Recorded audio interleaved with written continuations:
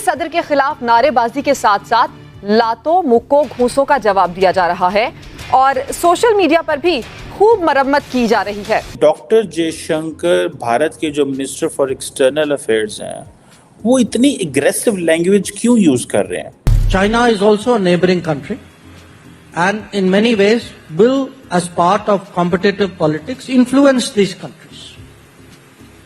I don't think we should be scared of China. ज़ाहिर कमला Harris भी पहुंची हुई हैं, वहाँ पे ज़ेलेंस्की भी पहुंचे हुए हैं, वहाँ पे सऊदी जो foreign minister, Egyptian foreign ministers, ये सारे बहुत दुनिया वहाँ पहुंची हुई है। डॉक्टर जयशंकर जो है, अगर आप इंडियन से पूछेंगे तो they call it as an India way of diplomacy. America collapse हुआ, चाइना स्टिल क्राइसिस में है, चाइना का बैंक सिस्टम कोलैप्स हो गया, लेकिन इंडिया एक बहुत बड़ी पॉपुलेशन के साथ आगे बढ़ा है। कहा यह जा रहा है कि अगले 48 घंटों में 3 चीज़ें हो सकती हैं।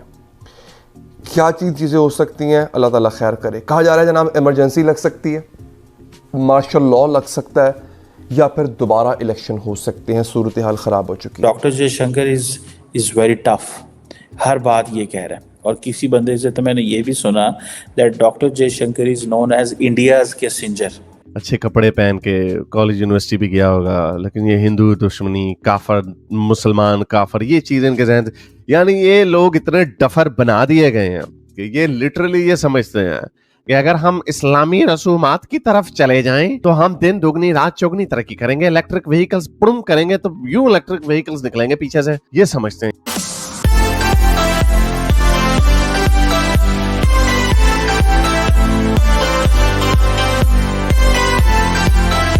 नमस्कार दोस्तों, आप सब जानते हैं हमारे विदेश मंत्री जयशंकर सर इस समय जर्मनी में मौजूद हैं। म्यूनिख कॉन्फ्रेंस को अटेंड कर रहे हैं, जहां उन्होंने काफ़ी सारे वर्ल्ड के अन्य सारे फॉरेन मिनिस्टर से मुलाकात की और दुनिया भर के बड़े बड़े लीडर्स से मुलाकात की है। जहां जयशंकर सर ने अमेरिका के फॉरेन मिनिस्टर एंटनी ब्लिंकन से भी बात की है।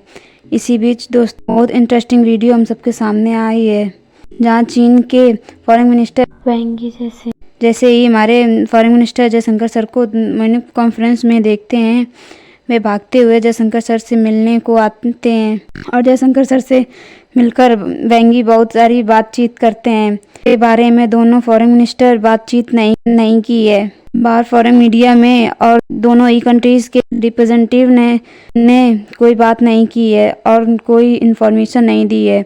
और दोस्तों, चीन के फॉरेन मिनिस्टर की तरफ से ये देश काफ़ी ज़्यादा इंटरेस्टिंग है और हमें ये भी बता रहा है कि चीन भारत से बातचीत करना चाहता है। इतने सारे वर्ल्ड के टेंसेस होने के बावजूद भी चीन भारत के साथ अपने रिलेशंस को नॉर्मल करना चाहता है। तो चलिए इसी पे पाकिस्तानी मीडिया का रिएक्शन देखते हैं।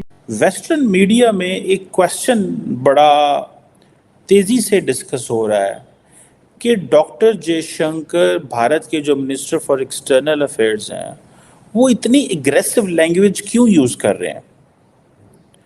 बहुत सारे फैक्टर्स हैं। एक फैक्टर प्राइमरीली यही है कि जो बीजेपी की जो डोमेस्टिक बेस है, या even if you are not a member of the BJP और if you don't support BJP, but that's some sort of new way of Indian nationalism, जिसमें ज़ाहिर बात है इंडिया को फ़ायदा होता है।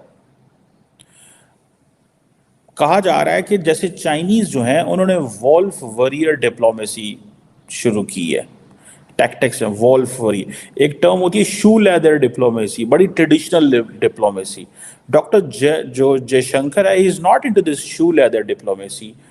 क्या he is going for a wolf warrior diplomacy, जो कि बड़ी टफ लैंग्वेज है। फॉर एग्जांपल, मैं कल मेरे एक दोस्त के साथ बैठा हुआ था, तो he has been dealing, he works a lot on China.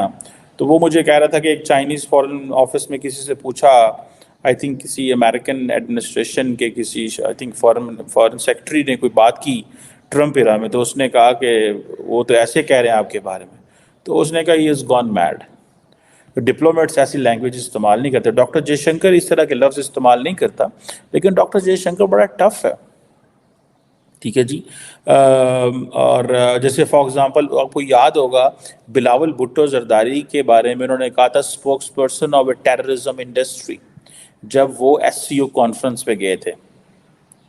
सो ये चीज़ें, ये जब मई में, पिछले साल मई में एससीओ की मीटिंग हुई थी, सो इंडिया होस्ट था, लेकिन उन्होंने माफ़ नहीं किया बिलावल को। बिलावल ने भी बड़ा कुछ कहा फिर, लेकिन बिलावल की और डॉक्टर जयशंकर की पोजीशन में फ़र्क है। Bilawal was a part time foreign minister साल 1.5 साल के लिए, Jaishankar was a 5 years foreign minister. ठीक है जनाब, तो ये चीज़ें तो हैं, लेकिन क्यों है ऐसा? तो doctor Jaishankar is very tough, हर बात ये कह रहे हैं। और किसी बंदे से तो मैंने ये भी सुना that doctor Jaishankar is known as India's Kissinger. Henry Kissinger थे ना, इज़ वेरी स्टेट्समैन, ठीक है।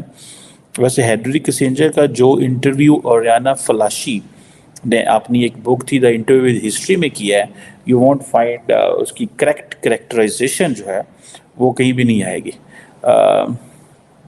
सो इंडिया जो है वो कहते हैं कि भाई वो अब एक इंडियन किसिंजर है, और एक टर्म बोली जाती है, और आई थिंक डॉक्टर जयशंकर भी अपने आप को यही कहते हैं, प्रैग्मेटिक रियलिस्ट। ठीक है, सो हार्ड कोर रियलिज्म पे यकीन करते हैं, लेकिन इन अ प्रैग्मेटिक वे। कई लोग आइडियलिस्ट होते हैं, कई लोग रियलिस्ट होते हैं। सो ये क्वेश्चन आता है कि भाई ये दे आर प्रैग्मेटिक रियलिस्ट, और जो प्रैग्मेटिक रियलिस्ट होते हैं मैं समझता हूँ वो सबसे ज़्यादा स्मार्ट होते हैं। प्रैग्मेटिक रियलिस्ट जो हैं वो बिल्कुल वो बुरे नहीं हैं, या उनकी वो नहीं है। सो बहरहाल ये एक चीज़ है, नैम का मेंबर होना, नॉन अलाइंड मूवमेंट का मेंबर होना, ठीक है, एंड देन आप कहना जी कि हम प्रैग्मेटिक रियलिस्ट हैं, हम जो है वो अब जो पोजीशन ले रहे हैं, we are not getting into, हम कोई आईआर की पोजीशन नहीं ले रहे, हम कोई ऐसी पोजीशन नहीं ले रहे जिसमें आइडियोलॉजिकल कोई लाइन नहीं हम अडॉप्ट कर रहे, and we will not do it. We have not been doing it in the past and we will not do it now. हम एक pragmatic, so no ideological standing, nothing like that. All what we want is कि हम ये, सो ऐसे देखिए, आपने quad में भी डॉक्टर जयशंकर का वो देखें, I2U2 में देखें, ठीक है। सो कई लोग कहते हैं India is an emerging super power. I don't believe this is a long way. when you say that 800 million people in India, they need a government support for wheat, so that you don't make superpower, and then you have to have you have a reliance on everything in terms of the military hardware, in terms of अभी तो आप अपनी financially आप दुनिया पे है stable depend करते हैं। कि अगले 48 घंटों में 3 चीज़ें हो सकती हैं। क्या चीज़ें हो सकती हैं, अल्लाह ताला खैर करे। कहा जा रहा है जनाब इमरजेंसी लग सकती है, मार्शल लॉ लग सकता है, या फिर दोबारा इलेक्शन हो सकते हैं, सूरत हाल ख़राब हो चुकी है। उसके लिए जो दलील दी जा रही है वो ये दी जा रही है सबसे पहले कि सुप्रीम कोर्ट ऑफ पाकिस्तान खुल गई है, तमाम जजेस के चैम्बर्स खोल दिए गए, आला अदलिया के जजेस की आमद का सिलसिला शुरू हो गया है। मुल्क भर के तमाम एयरपोर्ट्स, अहम मकामात का कंट्रोल सिक्योरिटी फोर्सेस ने संभाल लिया है।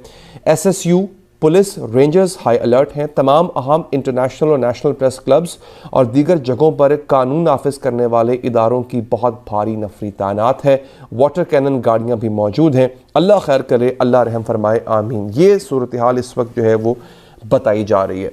इनमें से एक चीज़ तो हुई है, एक चीज़ हुई है, वो ये हुई है, वो जो निशानियाँ होती हैं ना, जो इमरजेंसी की तरफ या किसी भी गैर मामूली हालात की तरफ जा रही होती है, उनमें से एक निशानी है जो पूरी हो चुकी हुई है। वो ये है कि ट्विटर को बंद कर दिया गया। ये वो निशानी है जो आज से पहले कभी अमल में नहीं आई, और आप शायद ये सोच रहे हो कि ये कोई इतनी बड़ी बात नहीं है, ट्विटर ही तो है। नाजरीन याद रखिएगा, ये बात मैं हर दफ़ा कहता हूँ, आपका मेन स्ट्रीम मीडिया कंट्रोल्ड है। जब कभी इससे पहले मार्शल लॉ लगा या ऐसी कोई बात हुई तो होता ये था कि PTV पे कब्जा कर लिया जाता था। अब ऐसा हो नहीं सकता क्योंकि चैनल्स बहुत ज़्यादा है, लेकिन मैं आपको ये बता दूं वो चैनल्स कंट्रोल्ड हैं।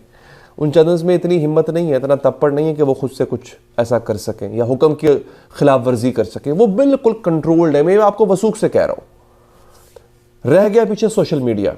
अब उस सोशल मीडिया में भी जो ट्विटर है वो एक ऐसी जगह है जहाँ पे आपके पाकिस्तान का हर सहाफ़ी बैठा हुआ है। जो खबर है वो शायद TV पर लेट पहुँचती हो, लेकिन वो ट्विटर के ऊपर, या X जिसे कहते हैं, उस पर सबसे पहले पहुंचती है।